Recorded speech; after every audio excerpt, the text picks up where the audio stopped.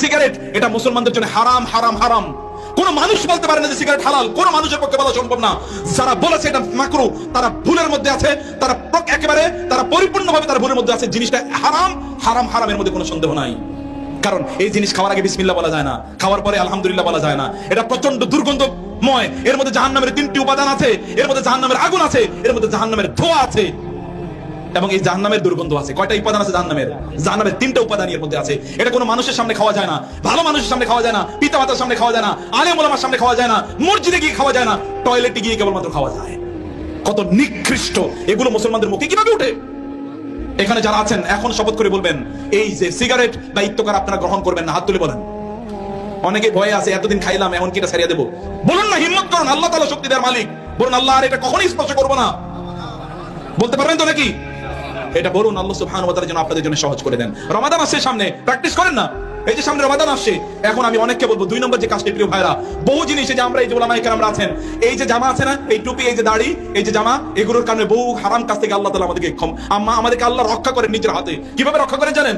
এই দাড়ি টুপির কারণে খারাপ জিনিসের দিকে তাকাতেই পারি না। এই টুপি এই জামা কাপড় নিয়ে কি সিনেমা হলে ঢুকতে পারবো? কোথাও দাঁড়াইয়া আমি আমার এলাকায় সর্বশেষ অথবা দেশে অথবা বিদেশে কোথাও কোন দোকানের সামনে দাঁড়িয়ে সর্বশেষ কবে চা খেয়েছি এবং ওইখানে কবে আড্ডা দিয়েছি এরকম আমার মনে নাই। বিশ্বাস করুন, মনে নাই। গত 30 বছরে মনে পড়ে না কোনোদিন এরকম কাজ করেছি। একটাই কারণ, যে এই দাড়ি টুপি নিয়ে ওইখানে কিভাবে দাঁড়াই, কিভাবে দাঁড়াই ওইখানে। সিনেমা তো বহু পরের কথা, টেলিভিশন দেখা তো বহু পরের কথা, উলঙ্গ অশ্লীল নারীর দিকে তাকানো তো বহু পরের কথা, পরকীয়া তো বহু পরের কথা, হারাম জিনিস স্পর্শ করা তো বহু পরের কথা। এগুলো আমাদেরকে বাঁচিয়ে দেয়। এগুলো আল্লাহ সুবহানাহু ওয়া তাআলা বাঁচানোর জন্য বহু আইটেম আল্লাহ তাআলা তৈরি করে দিয়েছেন। এখানে অনেকের এখনো দাড়ি নাই, এমন 2-4 জন একটু হাত তুলে বলেন তো যে আপনারা এখন থেকে দাড়ি রাখবেন ইনশাআল্লাহ। মাশাআল্লাহ মাশাআল্লাহ মাশাআল্লাহ। অনেকেই তোলেন নাই, তাতে কি হচ্ছে? আমার কি তাতে কোনো লস আছে নাকি? আমাদের কাজ হচ্ছে এই যে আমার শাহিদ ভাই এবং ওই যে উলামায়ে কেরাম, আমাদের কাজ হচ্ছে দিনের কথা বলে যাওয়া।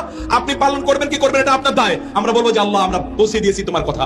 আখিরাতে আমাদের মূল কাজ হচ্ছে আখিরাত। ব্যবসা চলে করে দিয়েছি অলরেডি, আমরা অলরেডি আমাদের ব্যবসা করে গেলাম। সেই ব্যবসাটা কার সাথে? আল্লাহর সাথে। আল আদুল্লুকুম আলা তিজারাতিন তুনজিকুম মিন আযাবিন আলিম। এই ব্যবসা আপনি নিতে পারলেন না। আপনার স্ত্রী আপনাকে দাড়ির জন্য পছন্দ করে না, আমাদের স্ত্রীরা দাড়ির কারণে আমাদেরকে পাগলের মতো ভালোবাসে। গিয়ে জিজ্ঞেস করে দেখুন আল্লাহ রাসূল সাল্লাল্লাহু আলাইহি ওয়াসাল্লামকে তার স্ত্রীরা কেমন ভালোবাসতেন, কেমন ভালোবাসতেন। যারা আছে ওলামায়ে কেরামদেরকে জিজ্ঞেস করেন, ওলামায়ে কেরামদের বউ কোথাও পালায়া যায় না। আপনাদের বউরা পালায় কেন? দাড়ি নাই, এরপরে পারফিউমের অভাব নাই, টাকা পয়সার অভাব নাই, এরপরে বউ থাকে না। কারণ কি? কারণ বুঝেন নাই? সেখানে আল্লাহ সুবহানাহু ওয়া তাআলা কি দিয়েছেন? সেখানে আল্লাহ সুবহানাহু ওয়া তাআলা সেখানে শান্তি দিয়েছেন, প্রশান্তি দিয়েছেন। গিয়ে দেখবেন ওইখানে এই রুমের আওয়াজ ওই রুমে চলে যায় না। গিয়ে দেখবেন। আর আপনাদের আওয়াজ তো বাজার থেকে শোনা যায়, আপনাদের বাসার আওয়াজ তো বাজার থেকে শোনা যায়। প্রিয় ভাইরা, এটা করবেন। তাওহীদ পূর্ণ জীবন যাপন করুন, শিরক থেকে নিজেকে রক্ষা করুন, শিরক থেকে নিজেকে বাঁচান। ইবাদত হবে কার? কেবল আল্লাহর। দোয়া হবে